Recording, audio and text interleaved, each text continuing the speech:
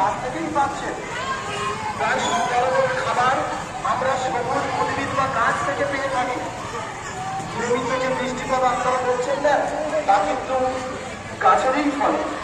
খাদ্য চক্রের ভারসাম্য রক্ষা করে এই গাছ, ঋতু পরিবর্তনে সহায়তা করে এই গাছ, বিশুদ্ধ বাতাস দেয়, পশু পাখিদের বাসস্থান এবং তাদের বেঁচে থাকতে সহায়তা করে। গাছ আমাদের জন্য মেডিসিন দিয়ে থাকে, বৃষ্টিপাত হতে সহায়তা করে। আসুন না আমাদের এই সুন্দর পৃথিবীকে আরো শীতল করে তুলি, যেভাবে বিগত দিনে আপনারা আমাদেরকে সহযোগিতা করে 2017 সালে মাদ্রাসাকে বাঁকুড়ার 3টি অঞ্চলের মধ্যে প্রথম স্থান অধিকার করতে সাহায্য করেছিলেন। আজকে আবারও আপনাদের কাছে আমরা অনুরোধ করব,